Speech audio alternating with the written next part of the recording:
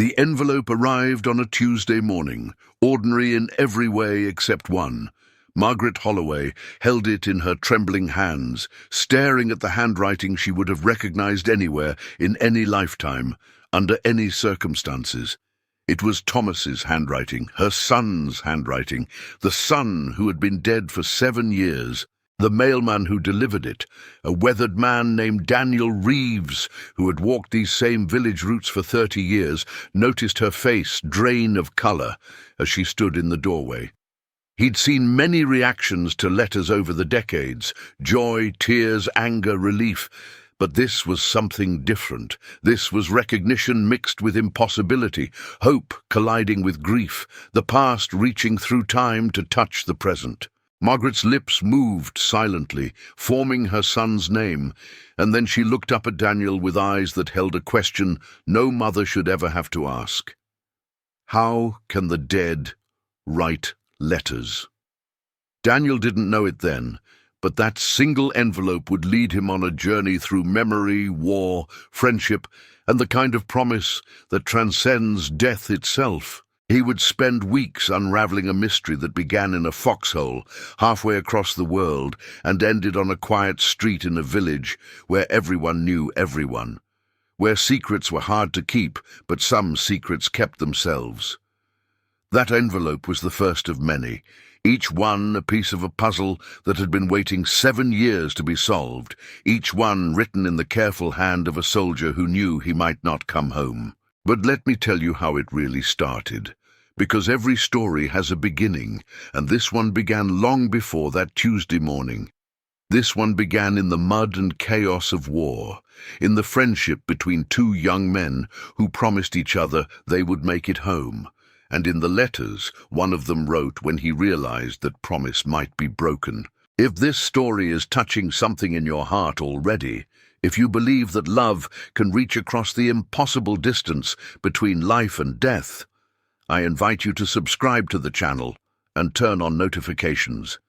Here at the Village Mailman, every letter holds a soul, every delivery hides a miracle, and I need more people to know these stories that change lives, these stories that remind us what truly matters. Now let me tell you about Margaret Holloway, about her son Thomas, and about the letters that began arriving 7 years too late. Margaret had been a widow twice over. First, her husband died when Thomas was only 12, a sudden heart attack that left her alone to raise a boy who looked more like his father every day. She'd poured everything into that child, her love, her strength, her dreams. She worked double shifts at the village diner, saved every penny for his education, taught him to be kind and brave and true, and Thomas had grown into exactly the kind of man she'd hoped he would become. Strong, but gentle, thoughtful, the kind of young man who helped elderly neighbors with their groceries, who read books late into the night, who talked about seeing the world but always with the understanding that he'd come back home. Then the war came, as wars do, creeping into their peaceful village like fog rolling in from the mountains. Thomas was 22 when he enlisted. Margaret begged him not to go, though she knew it was futile. He had his father's sense of duty, that same stubborn honor that said some things mattered more than safety, more than comfort, more than fear. The day he left wearing his crisp uniform, she held him on the porch for what felt like hours. She memorized the feel of his arms around her, the smell of his aftershave, the sound of his heartbeat. Somehow she knew. Mothers always know. For 18 months, letters arrived regularly. Thomas wrote about the other soldiers, the places he saw, the food he ate. He never wrote about the fighting, never mentioned the fear, but Margaret could read between the lines. She could hear the exhaustion in his words, the weight he was carrying. She wrote back every day, filling pages with village gossip and weather reports and recipes, ordinary things to remind him of home, to give him something solid to hold on to when everything else was chaos. Then the letters stopped. For 3 weeks, nothing came. Margaret told herself it was normal, that military mail was unreliable, that Thomas was probably just busy or moving to a new location. But in her heart, in that place where mothers keep their deepest fears, she already knew. The telegram arrived on a Saturday morning. The chaplain came that afternoon. Thomas had been killed in action, they said. He had died bravely, they said. He had saved 3 men in his unit before the shell hit, they said. As if bravery made him any less dead. As if heroism filled the empty chair at her table. They sent her his personal effects 6 weeks later. A watch that had stopped at 3:47. A wallet with her picture inside. A medal she didn't want, but no more letters. Whatever final words Thomas might have written, whatever last thoughts he might have wanted to share, they were lost. For 7 years, Margaret lived with that silence, that absence of goodbye. She kept his room exactly as he'd left it. She continued setting 2 places at dinner out of habit, then remembering, then crying as she put away the extra plate. She visited his grave every Sunday, talking to the headstone as if it could answer. The village watched her grief, with the helpless sympathy small communities show their wounded. They brought casseroles at first, then invitations she always declined. Then eventually they just gave her space, understanding that some losses don't heal, they just become part of who you are. Margaret became known as the quiet woman who lived in the house on Maple Street.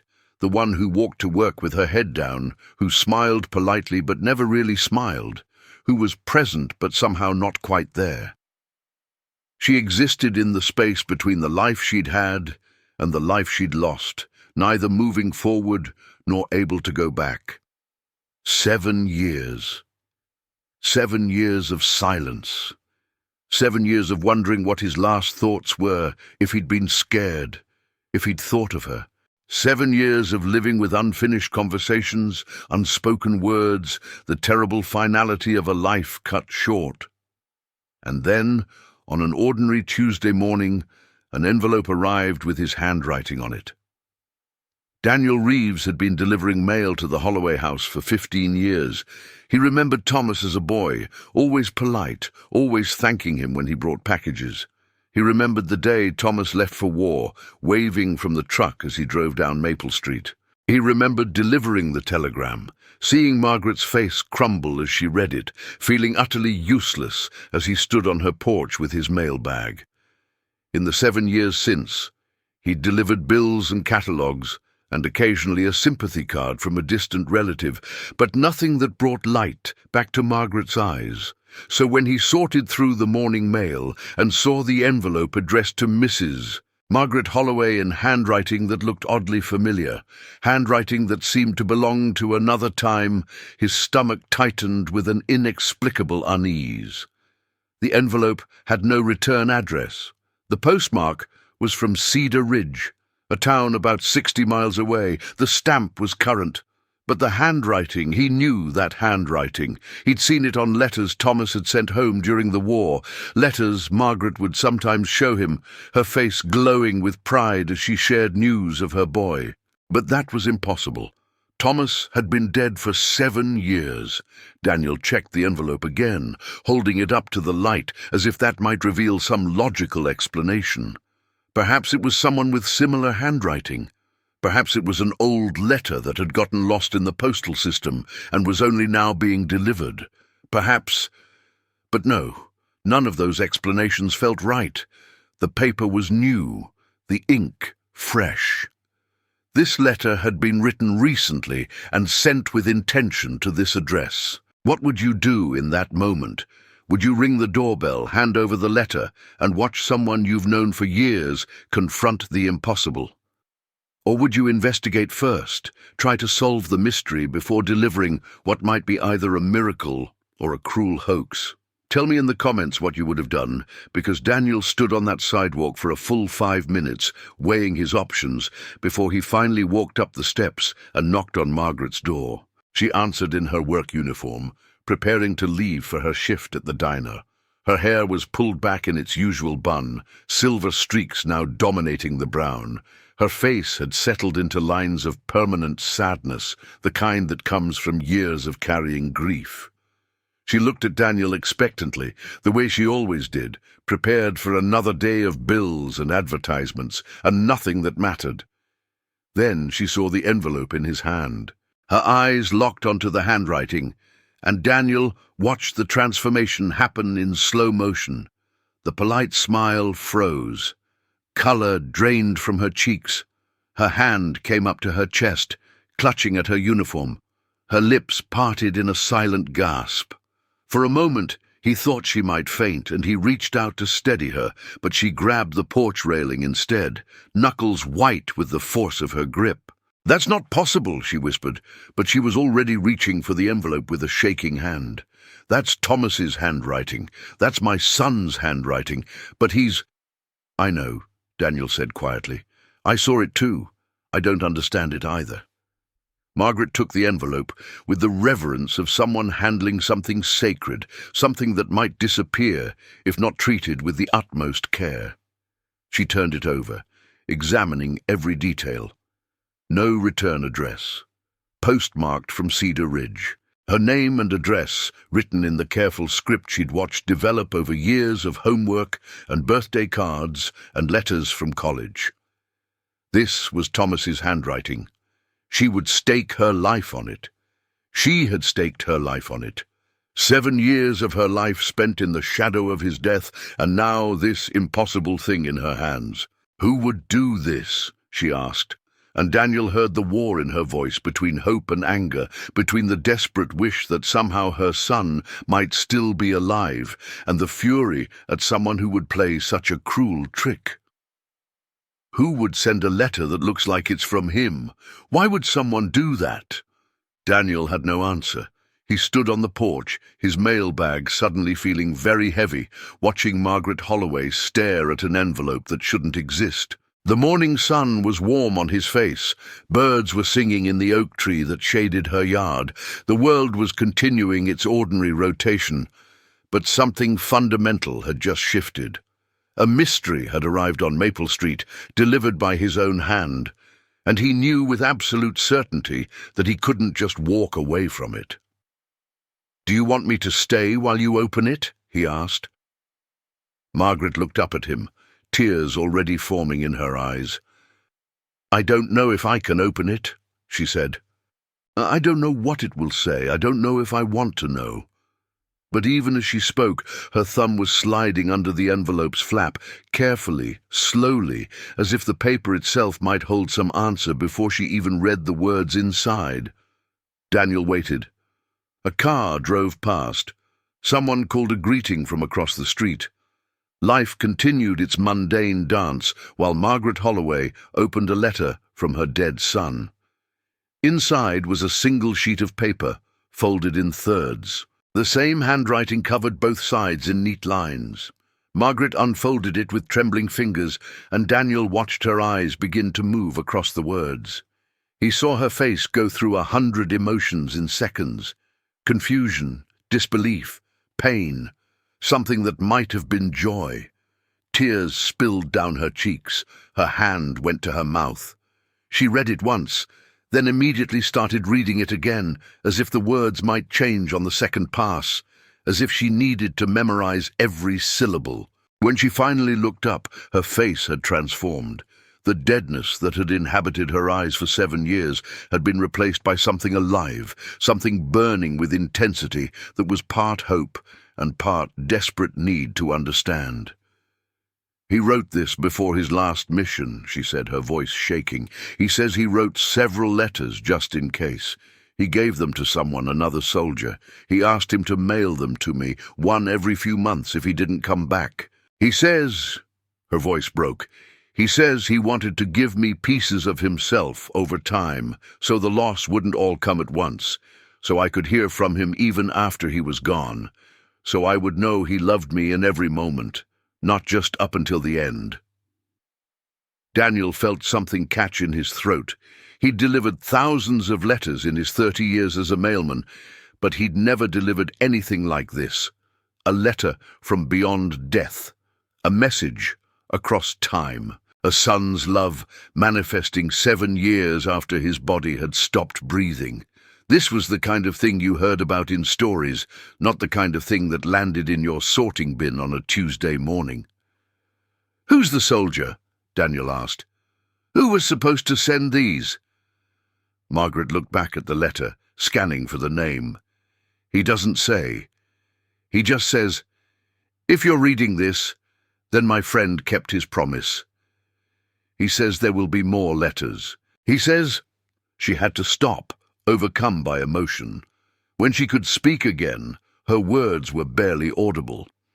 "He says he wrote enough to last for years because he wanted to make sure I knew I wasn't alone, even if he was gone." This was the moment Daniel Reeves made a decision that would consume the next several weeks of his life. He could have simply delivered the remaining letters as they arrived, done his job, stayed professionally distant. But looking at Margaret's face, seeing the mixture of joy and confusion and desperate need to understand, he knew he couldn't do that. This mystery needed to be solved. This story needed to be understood, and somewhere out there was a soldier who had kept a promise to a dead friend, a soldier who had reasons for waiting 7 years before starting to send these letters, a soldier who held pieces of Thomas Holloway's last words. "I'll help you find him," Daniel said. "The soldier who's sending these will figure out who he is and why the letters are coming now, will get you answers." Margaret looked at him with such profound gratitude that Daniel felt the weight of responsibility settle onto his shoulders. He had just promised to find a ghost's messenger, to unravel a mystery that spanned 7 years and the distance between life and death. But seeing her clutch that letter to her chest, seeing something like hope return to her face after years of hollow grief, he knew he would do whatever it took. "Do you believe some promises are so sacred they must be kept, even years later? Do you think there are debts of friendship that transcend even death?" Share your thoughts in the comments, because what happened next proved that sometimes the most powerful promises are the ones made when everything else has been stripped away. The second letter arrived 3 days later. Daniel saw it in the morning sort, and his heart rate immediately accelerated. Same handwriting, same lack of return address, same postmark from Cedar Ridge.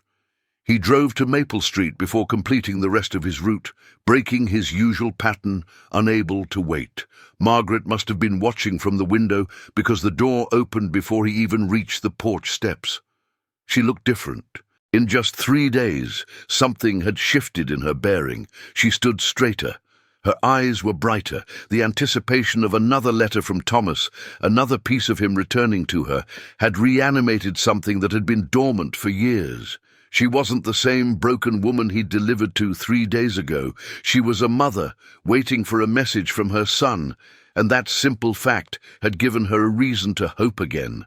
This letter was longer. Margaret read it, standing right there on the porch, Daniel waiting respectfully but unable to look away. He watched her smile at something Thomas had written, then laugh through tears at what must have been a shared memory, then press the pages to her heart with both hands, as if she could absorb the love through her skin. When she finished, she looked up at the sky, lips moving in what might have been a prayer or a thank you, or just her son's name repeated like a mantra. "He wrote about teaching him to ride a bike," she said, looking at Daniel as if he needed to understand every detail.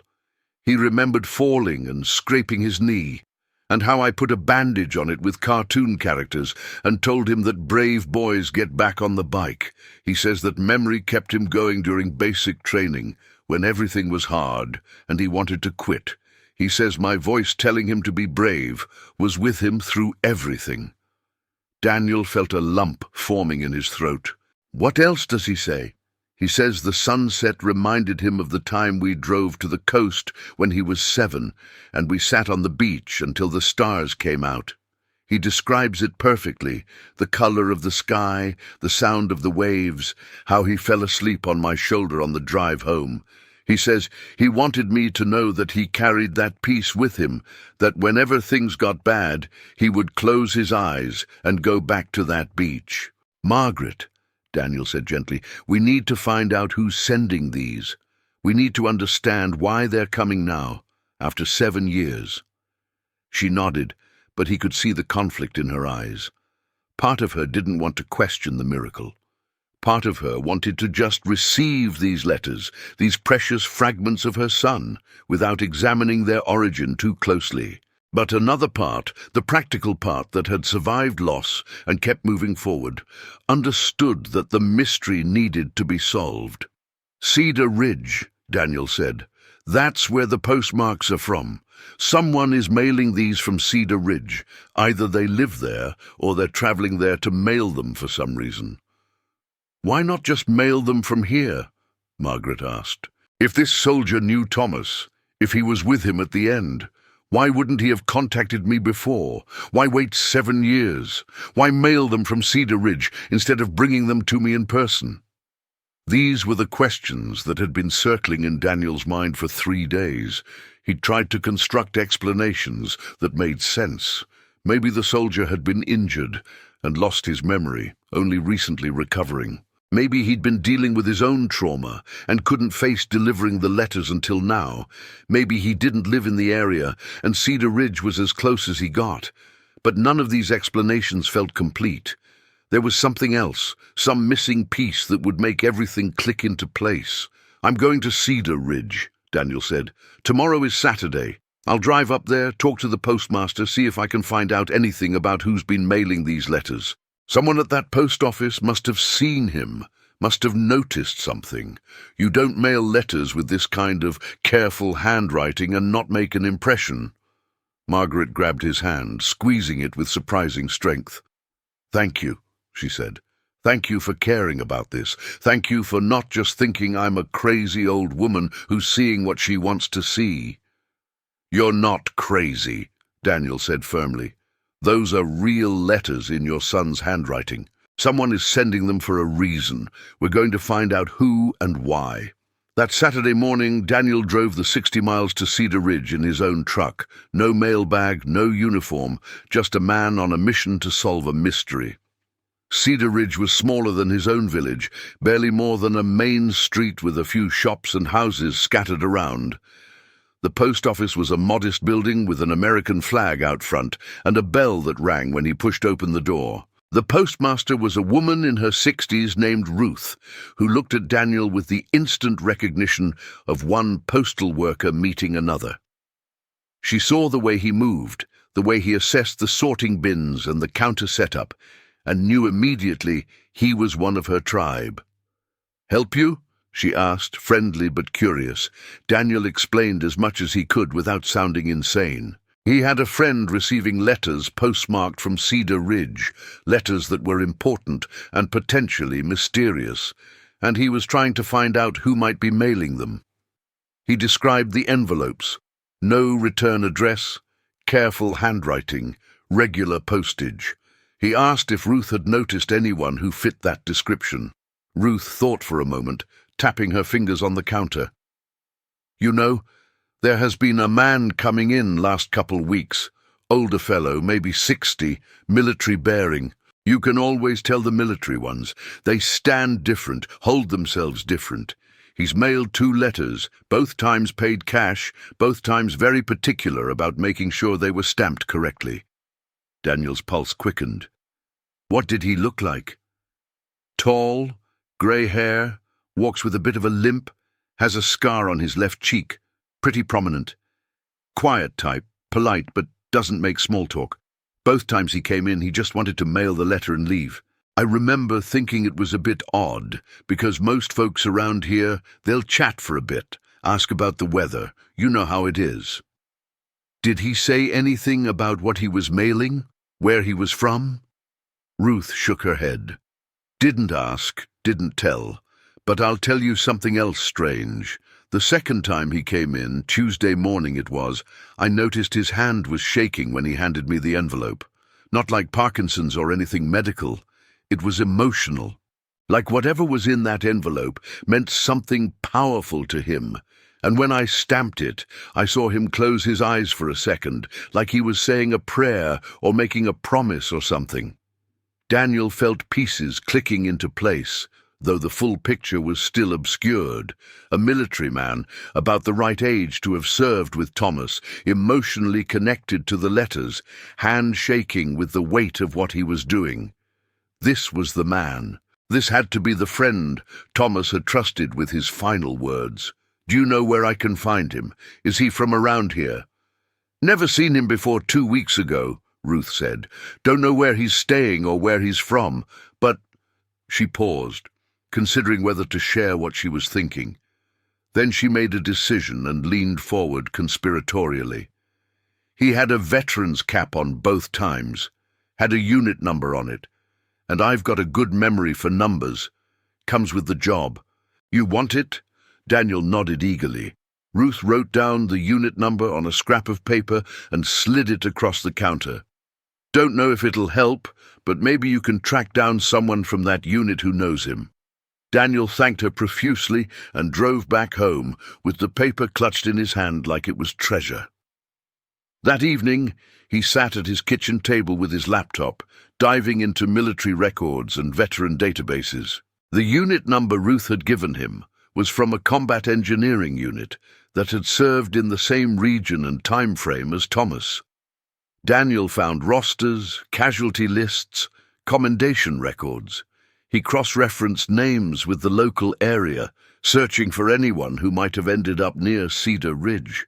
If you've ever searched for someone from your past, if you've ever tried to track down a lost connection, you know that feeling of hunting through fragments of information, hoping one piece will lead to another. Comment below if you've ever found someone you thought was lost forever, because that's exactly what Daniel was doing. Finding someone who had stayed hidden for 7 years for reasons still not fully understood. It took hours, deep into the night, but finally Daniel found him. Sergeant James Mitchell, combat engineer, served in Thomas's unit, wounded in the same action that killed Thomas. Medical discharge 6 months later. Awarded a Bronze Star for valor. And here was the key piece. Current address listed as Cedar Ridge, 42 Willow Lane. Daniel sat back, staring at the name on the screen. James Mitchell. The man who had received Thomas's letters. The man who had promised to send them. The man who had waited 7 years before starting to fulfill that promise. But why? Why the delay? What had happened in those 7 years? There was only one way to find out. Sunday morning, Daniel drove back to Cedar Ridge. He didn't tell Margaret yet. He wanted to understand the full story before giving her more information that might raise more questions than answers. He found Willow Lane easily, a quiet street lined with modest houses, lawns that were neat but not manicured, the kind of neighborhood where people kept to themselves but helped each other when needed. Number 42 was a small bungalow with blue shutters and a porch that needed painting. A pickup truck sat in the driveway, suggesting someone was home. Daniel walked up the path, his heart pounding harder than it had in years, and knocked on the door. The man who answered matched Ruth's description exactly. Tall, grey-haired, military-bearing, even in civilian clothes. The scar on his left cheek was indeed prominent, running from his temple to his jaw. But it was his eyes that struck Daniel most. They were haunted, carrying the kind of weight that doesn't come from physical wounds, but from surviving when others didn't, from carrying promises made in desperate moments, from living with ghosts. "James Mitchell?" Daniel asked. The man's expression immediately became guarded. "Who's asking?" "My name is Daniel Reeves. I'm a mailman from Millbrook. I've been delivering letters to Margaret Holloway, letters in her son Thomas's handwriting, letters I believe you've been mailing." James's face went through several emotions in rapid succession: surprise, recognition, something that might have been relief, and finally resignation. He stood there for a long moment, hand still on the doorframe, clearly debating whether to close the door or let this stranger into a story he'd been carrying alone for 7 years. Finally, he stepped back. "You better come in." The living room was neat but sparse, furniture that was functional rather than decorative, walls mostly bare, except for a few framed photographs. Daniel noticed one photo in particular on the mantel, two young soldiers with their arms around each other's shoulders, grinning at the camera with the invincibility of youth. He recognized Thomas from pictures Margaret had shown him. The other soldier was James, younger, unscarred, before whatever happened had happened. James saw him looking at the photo. "That was taken 3 weeks before everything went to hell," he said quietly. He moved to the couch, lowering himself carefully as if his body still hurt from wounds that happened years ago. "Sit. I suppose you want to know the whole story."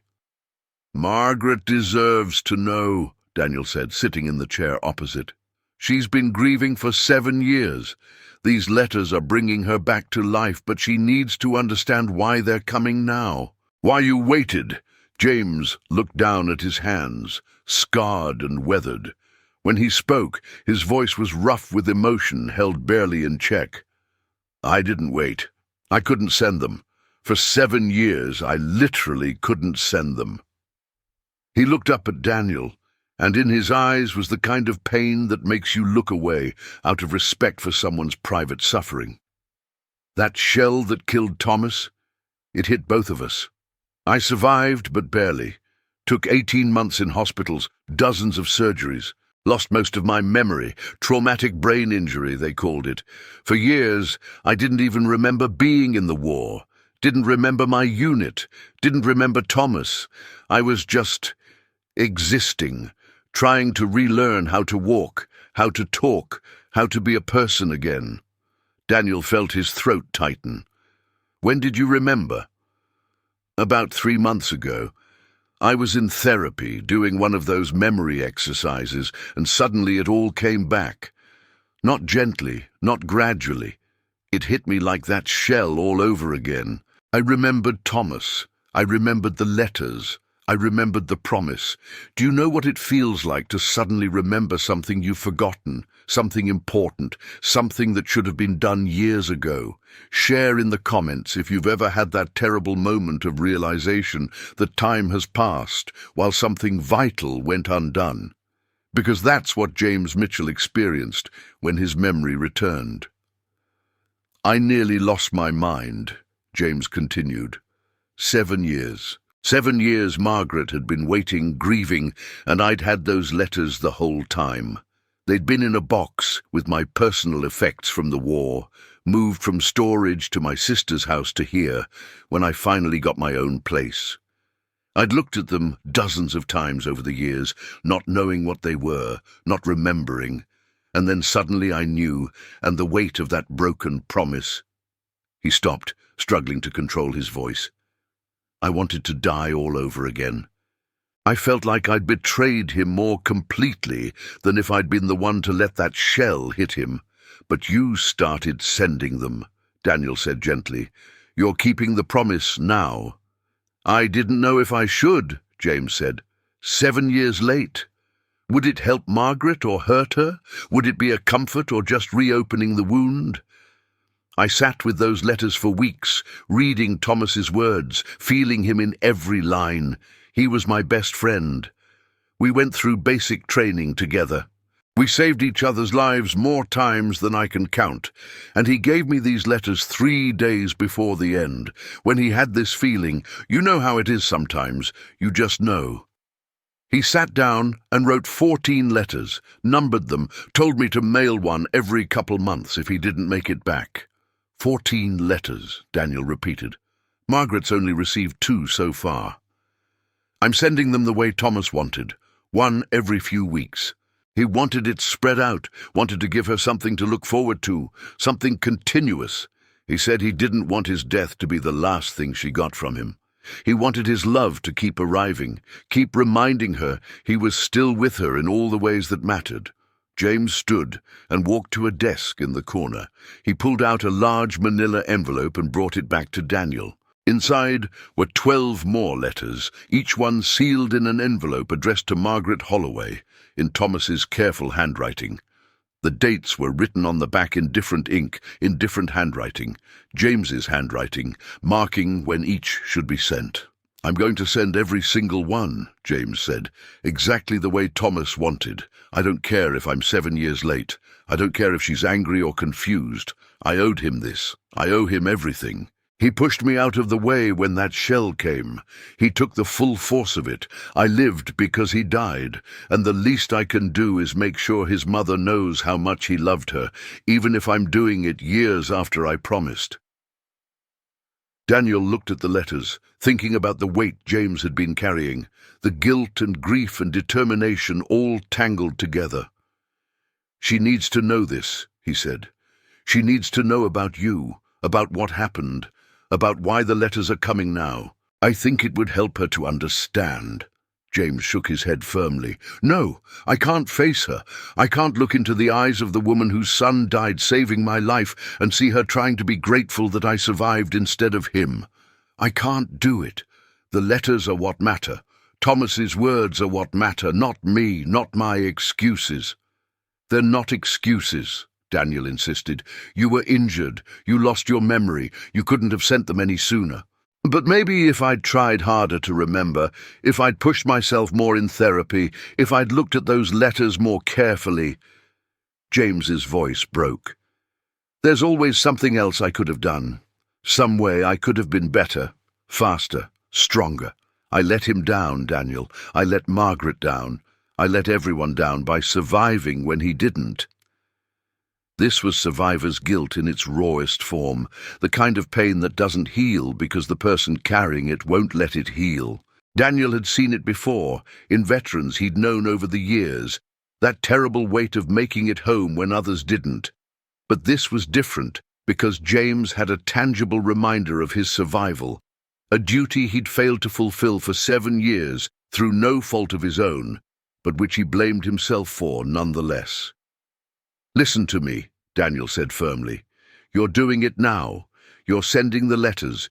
You're keeping the promise. That's what matters. And Margaret, she's not the kind of person who would blame you. If anything, she'd want to thank you for caring enough about Thomas to do this, to make sure his words reach her even now." But James was already shaking his head. "I'll send the letters. That's all I can give. That's all I should give. Thomas's voice, not mine. His love, not my explanations. Please just let me do this my way. Let me keep this one promise without messing it up more than I already have." Daniel wanted to argue, wanted to insist that James deserved forgiveness and that Margaret deserved the whole truth. But looking at the older man's face, seeing the determination mixed with shame and grief, he understood that this was how James needed to do it. This was his own form of penance, his way of honoring his fallen friend. Who was Daniel to say it was wrong? "I won't tell her about you," Daniel said finally. "But if she asks, and she will ask, I can't lie to her. I can be vague. I can say I don't have all the details, but I won't lie." James nodded, looking relieved and grateful. "Thank you. And thank you for delivering them, for caring enough to track me down. I know it's not your job to get involved in all this." "Actually," Daniel said with a slight smile, "I think maybe it is exactly my job. I deliver letters. I connect people. Sometimes those connections happen across time, across impossible circumstances. This is just another delivery, just a more complicated route than usual." Before he left, Daniel turned back at the door. "Thomas was lucky to have a friend like you. He knew what he was doing when he gave you those letters. He trusted you with something precious. Don't forget that." James's eyes were wet, but he nodded. "I won't forget. I never really forgot, even when I didn't remember. Does that make sense?" It did, in a strange way. The heart remembers what the mind loses. Promises made in moments of extremity don't really disappear. They echo in the soul, waiting to be fulfilled when the time is right. James Mitchell had carried Thomas's last wishes for 7 years without consciously knowing it, and now He was finally able to complete his mission. Daniel drove home that evening with a full understanding of the mystery, but also a new burden. He knew the truth, but he couldn't share it fully. He'd promised James, and that promise felt almost as sacred as the one James had made to Thomas. So when Margaret asked, and she did ask the very next day when he delivered the third letter, he told her what he could. If you believe that some secrets need to be kept, even when keeping them is hard, comment below. And if you think Margaret deserved to know everything immediately, I want to hear that too. Because sometimes there's no clear right answer, just people doing their best with impossible choices. The soldier who's sending them, Daniel told Margaret carefully, was injured in the same action that killed Thomas. He survived, but he was badly hurt. It took him years to recover. He's sending the letters now because he's finally able to, because he's honoring a promise he made to Thomas before the end. He wants you to focus on Thomas's words, not on him. He wants Thomas's love to be what matters, not his own story. Margaret stood on her porch, the third letter in her hands, trying to absorb this information. Is he okay? The soldier. Thomas would want me to know he's okay. He's managing, Daniel said, which was true if not complete. He's dealing with his own grief and his own recovery. But he's committed to sending you every letter Thomas wrote. He's going to make sure you get them all. I wish I could thank him, Margaret said softly. I wish I could tell him that these letters are giving me back pieces of myself I thought were gone forever, that he's completing something I didn't even know was incomplete. I think he knows, Daniel said. I think knowing that you're receiving them, that they're helping, that's all the thanks he needs. Over the following weeks, letters arrived with clockwork regularity. Every 10 days, a new envelope appeared in Daniel's sorting bin, postmarked from Cedar Ridge, addressed in Thomas's handwriting. And every 10 days, Daniel drove to Maple Street first thing in the morning to deliver it personally, to watch Margaret's face light up with anticipation and gratitude and love. Each letter was a window into Thomas's soul, into the moments and memories he wanted to preserve forever. He wrote about their summer trips to the lake, about learning to fish with his grandfather, about his mother's laugh and her terrible singing voice, and the way she'd kiss his forehead before bed, even when he was too old for it. He wrote about his hopes for the future, about wanting to teach history in their village, about the girl he'd been planning to marry when he got home, about the children he'd imagined having. He wrote about fear and courage, about the friends he'd made in his unit, about the things that kept him going when everything seemed impossible. And in every letter, woven through every memory and observation, was his love for his mother. It poured off the pages like light, illuminating the relationship between a woman who'd given everything for her son and a son who'd understood exactly what he'd been given. Thomas knew when he wrote those letters that he might not come home.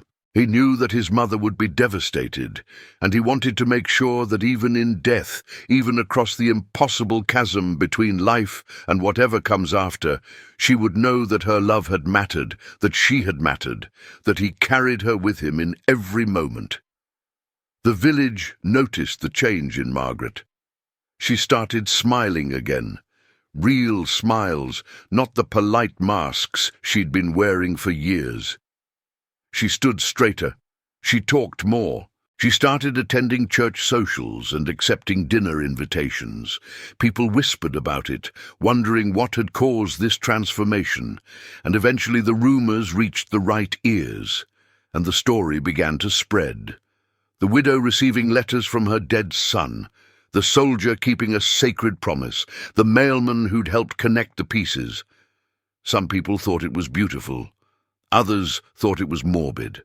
A few questioned whether the letters were really from Thomas or if this was some elaborate hoax. But Margaret didn't care what anyone thought. She had her son's words coming back to her, precious and real, and nothing else mattered. On a Tuesday afternoon, 6 months after the first letter had arrived, Daniel delivered the 14th and final envelope. He knew it was the last one because he'd counted. because he'd been tracking this journey from the beginning.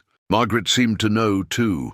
She looked at the envelope with a mixture of joy and grief, understanding that this was the last time she'd see her son's handwriting in her mailbox, the last message that would ever come. She didn't open it immediately. Instead, she invited Daniel inside for the first time in all the months of deliveries.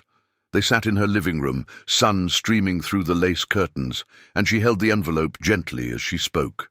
"I've been thinking," she said, "about what Thomas would want me to do with the rest of my life. I've been living in the past for 7 years, in the space he left behind, but these letters, they're not trying to keep me in the past, they're trying to push me forward.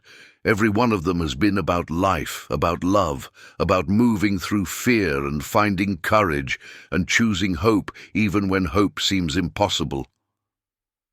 She looked at Daniel with clear eyes. "Thomas doesn't want me to stop living because he did. He wants me to honor him by living fully, by finding joy, by being the mother who taught him to be brave. These letters have been giving me back myself, piece by piece, and this last one, I think it's going to tell me to let go.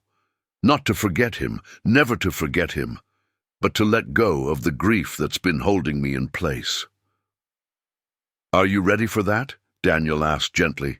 Margaret smiled, and it was the kind of smile that held sadness and peace in equal measure. "I think I have to be. I think Thomas waited 14 letters to say goodbye because he knew I needed time to find my way back to myself before I could let him go properly. He's been walking me home, 1 letter at a time. This is the last step."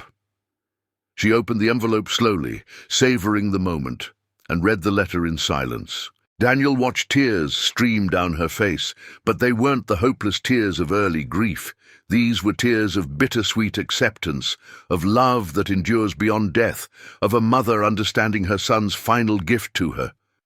When she finished, she looked up at Daniel and began to read aloud, her voice steady despite the tears. "Dear Mom, if you're reading this, then you've received all my letters. You've walked with me through my memories and my love. And now it's time for me to say what I've been building toward. It's time for you to live again, not for me, not because you think I'd want it, though I do, but for you, because you deserve joy and love and new memories and all the beautiful things that life can still offer. I'm at peace, Mom. I died doing something that mattered, surrounded by friends, thinking of you. I had a good life because you made it good. You gave me everything, and now I'm giving you permission to be happy again.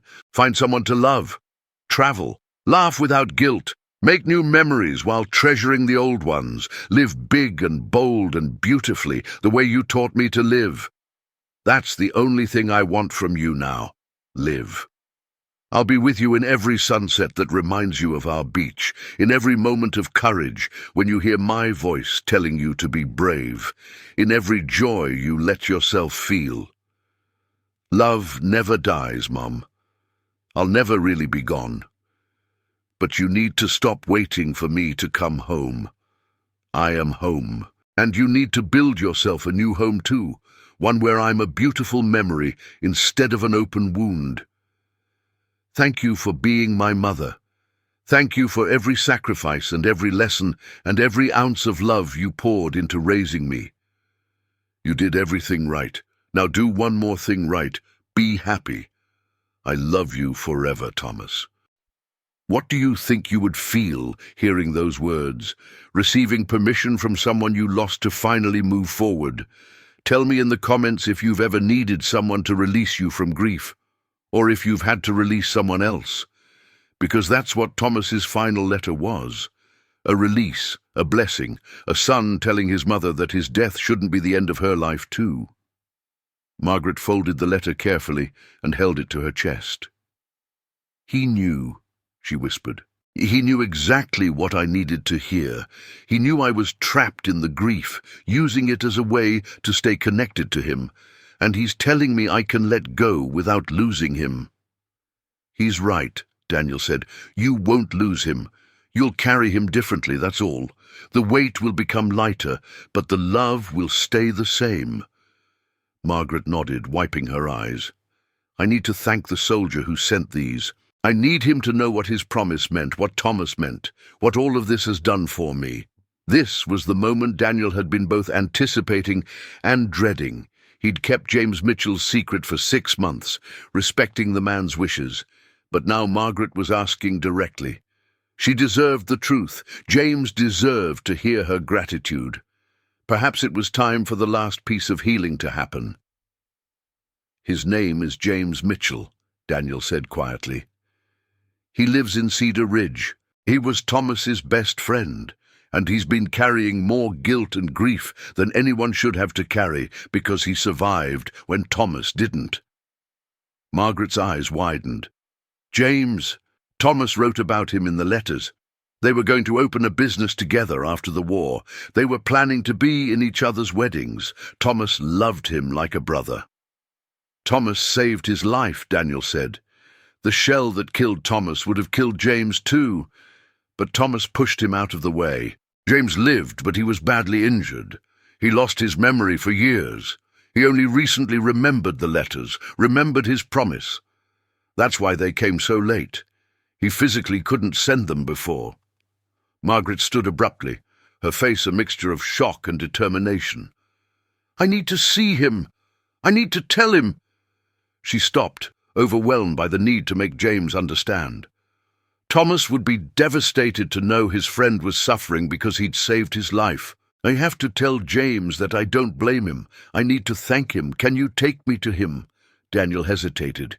"He specifically asked that I not bring you to him. He doesn't want to face you. He's ashamed that it took 7 years, ashamed that he survived when Thomas didn't. Then he needs to face me even more," Margaret said firmly, and in that moment Daniel saw the strength that had raised a good man, the love that had powered all of Thomas's courage. No one should carry that kind of guilt alone. If James was Thomas's friend, then he's my family too. We should be grieving together, not separately. We should be honoring Thomas together. Please, Daniel, help me find him." How could Daniel refuse? He'd been a mailman for 30 years, delivering letters, connecting people, being the bridge between distance and communication. But this was more than delivering a letter. This was completing a circle that had been broken 7 years ago, bringing together 2 people who both loved Thomas, who both needed healing, who both deserved peace. The next Saturday, Daniel drove Margaret to Cedar Ridge. She clutched the 14 letters in a folder on her lap, reading through them again during the hour drive, preparing herself to meet the man who had been her son's closest friend, who had kept the most important promise anyone had ever made on Thomas's behalf. When they pulled up to the house on Willow Lane, Daniel saw James sitting on the porch, as if he'd somehow known they were coming. Perhaps he had. Perhaps after 6 months of mailing letters, he'd understood that this confrontation was inevitable, that Margaret would eventually insist on meeting him, that running from this particular obligation was no longer possible. James stood as they got out of the car, his face a mask of controlled emotion. Daniel could see the internal war happening, the desire to flee versus the understanding that he owed Thomas's mother this meeting, the shame that had kept him hiding versus the need for some kind of resolution. Margaret walked up the path slowly, giving James time to adjust, time to breathe. When she reached the porch steps, she stopped and looked up at him. For a long moment, they just stared at each other. The mother who had lost her son and the friend who had survived him, 2 people bound by love for the same person, separated by guilt and grief and time. Then Margaret said simply, "Thank you." James's careful control shattered. He sank down onto the porch steps, his face crumpling, and began to cry with the kind of sobs that come from years of holding everything inside. Margaret sat down beside him and without hesitation put her arms around him. This man who was a stranger, but not a stranger. This man who carried her son's last words. This man who had been suffering alone when he should have been part of her grieving family. "He saved me," James choked out between sobs. "He died saving me. and I couldn't even send you the letters for 7 years. I failed him. I failed you." "No," Margaret said firmly, holding him tighter. "No, you didn't fail anyone. You survived, James. You came home. You recovered, and you sent me the most precious gift anyone could give. You sent me my son's love, his voice, his heart. You kept your promise. You honored him. And if Thomas were here right now, he would be so proud of you." "How can you not hate me?" James asked, looking at her with devastated eyes. "How can you not wish it had been me instead of him?" Margaret's answer was simple and powerful. "Because Thomas loved you. Because he chose to save you, and I honor his choice. Because hating you would dishonor his sacrifice, and because I can see in your face that you loved my son too. We both lost him, James. We're both living with that loss. But we don't have to do it alone." They sat together on that porch for hours, talking about Thomas, sharing memories, laughing and crying in equal measure. James told stories Margaret had never heard, adventures from training, jokes that only the unit understood, the little moments that made up the texture of his friendship with Thomas. Margaret shared the letters, watching James read them with tears streaming down his face, seeing his friend's words for the first time. "He talks about you in number 7, Margaret said softly. "He says you were the brother he never had, that he trusted you with his life every single day. He says that if anything happened to him, you needed to know it wasn't your fault, that soldiers understand the risks, that he'd made his own choices. He wrote that specifically for you, James. He wanted you to hear it from him." James read that passage, Thomas's words reaching across death to offer forgiveness for something that hadn't even been a fault, to release him from guilt that never should have been his to carry. "I miss him so much," he whispered. "Every day, I miss him." "Me too," Margaret said, "but now I have you, another person who loved him, another person who remembers him, another person who can say his name and feel what I feel. That's a gift, James. That's not something to be ashamed of. It's something to be grateful for." Before they left that day, Margaret made James promise to visit her in Millbrook, to come for dinner, to be part of her life. She made him promise to stop punishing himself for surviving, to honor Thomas by living fully and well, to understand that his continued life was not a theft from Thomas, but a gift that Thomas had chosen to give. Have you ever been released from guilt you didn't know you could be released from? Have you ever had someone forgive you for something you couldn't forgive yourself for? That's what Margaret gave James that day. Not just forgiveness, but belonging, family, a place in a story he'd thought he'd lost the right to be part of. Daniel drove them back to Millbrook as the sun was setting, the sky painted in oranges and purples that would have reminded Thomas of that childhood beach trip. Margaret sat in the passenger seat, peaceful in a way he'd never seen her, as if the last piece of a long puzzle had finally clicked into place. "You know what I realized today?" she said. "Thomas has been taking care of both of us. He wrote those letters for me, yes, but he also wrote them for James. He gave James a way to fulfill his promise, a mission that would bring him back to the world. Those letters didn't just heal me. They gave James a purpose, a reason to keep going. My son was wise beyond his years. He had a good teacher," Daniel said with a gentle smile. Over the following months, James became a regular visitor to Millbrook. He and Margaret formed a bond that honored Thomas while creating something new, a friendship based on shared grief, but growing into something more, a genuine affection and mutual support. They visited Thomas's grave together. They shared holidays. They talked about him often, keeping his memory alive not as a source of pain, but as a celebration of the life he'd lived and the love he'd given. And Daniel continued his roots, delivering mail, connecting people, being witness to the small miracles that happen every day in a small village. But he never forgot the story of the widow who received letters from her dead son, the soldier who kept an impossible promise, and the way love can reach across any distance when it's carried by people who refuse to give up.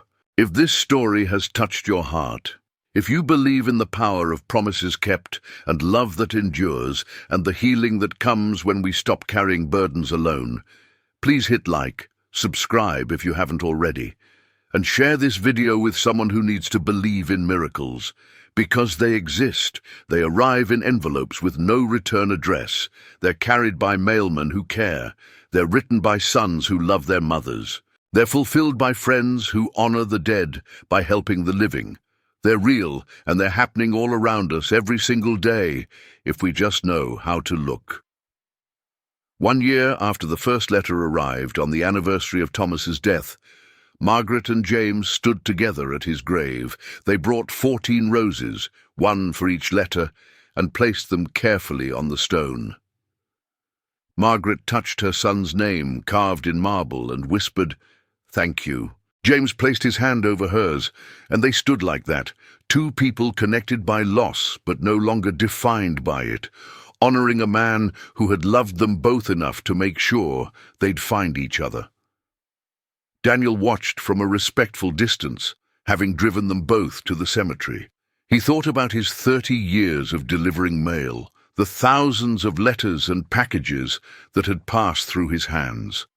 Most of them were mundane, bills, advertisements, the occasional birthday card.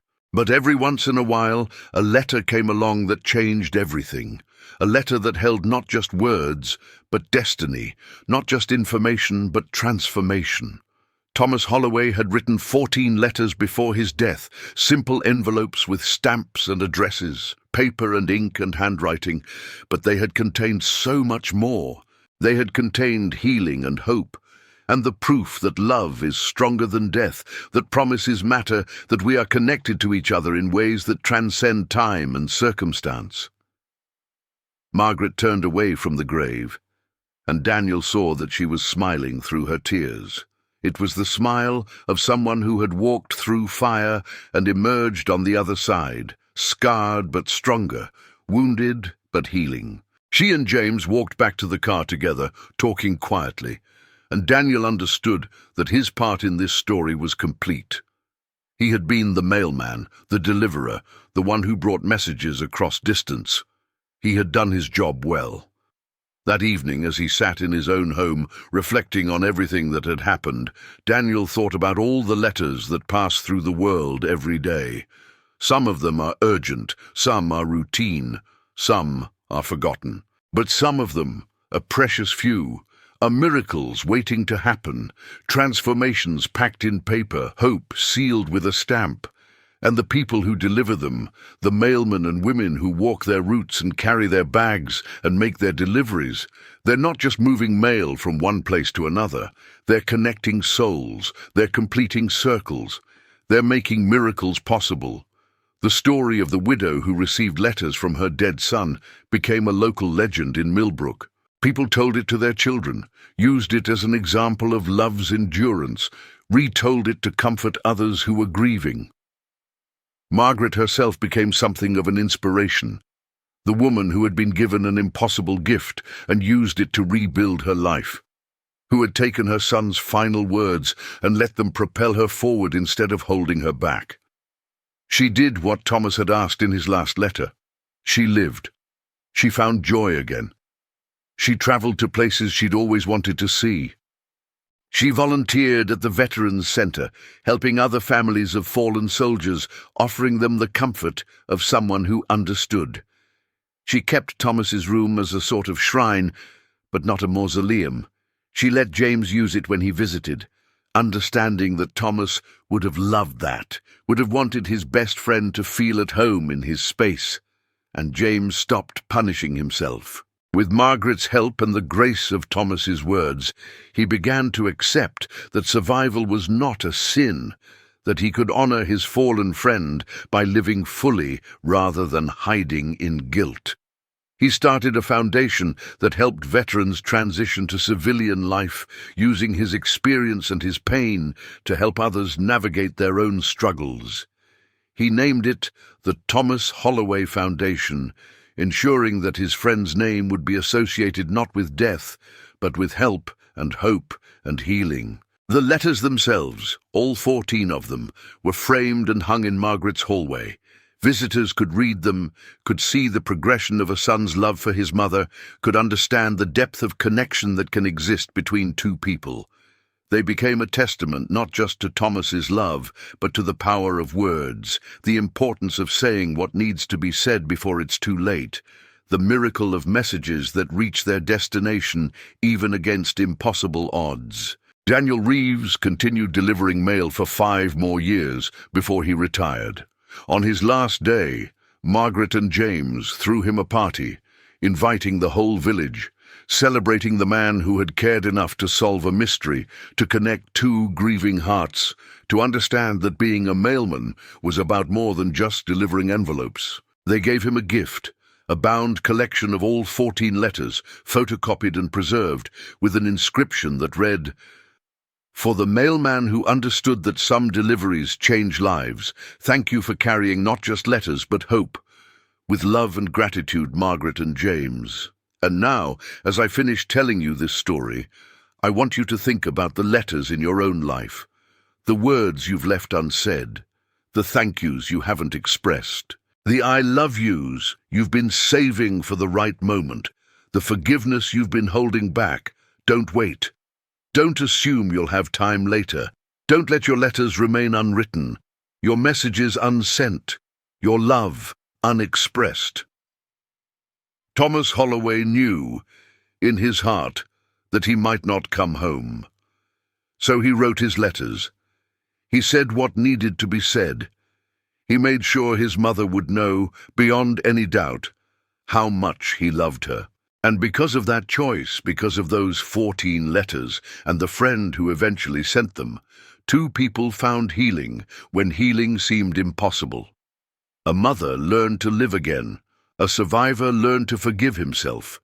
A mailman learned that his job was about miracles. So tell the people you love that you love them. Write the letters. Send the messages. Don't let another day pass with important words trapped inside you. Because we never know which day will be our last chance to say what matters. And the legacy we leave behind isn't measured in possessions or achievements, but in the love we expressed, the connections we made, the words we shared. The village mailman walks his route every day, carrying envelopes from one address to another. Most of them are ordinary, but every once in a while a letter comes along that changes everything. And when that happens, when a letter arrives that holds not just words, but a miracle, the mailman's job becomes sacred. He becomes not just a carrier of mail, but a guardian of destinies, a keeper of promises, a deliverer of hope. Thank you for walking this journey with me today. Thank you for believing in letters and love and the impossible promises that sometimes, against all odds, get kept. If this story moved you, if it made you think about your own unsent letters, if it reminded you that connection matters more than anything else, please share it with someone who needs to hear it. Leave a comment telling me about a letter that changed your life, or a message you wish you had sent, or a connection you're grateful for. And subscribe to this channel, because every week we tell stories like this one. Stories about ordinary people doing extraordinary things, about love that endures, about the small miracles that happen when we care enough to deliver what matters most. The widow received an unsigned letter and knew only her son could have written it. That's how this story began. But it didn't end with grief or mystery or unanswered questions. It ended with healing and connection and 2 people learning to live fully while honoring the one they lost. It ended the way Thomas wanted it to end, with his mother finding joy again, with his best friend finding peace, with his love continuing to work miracles long after his death.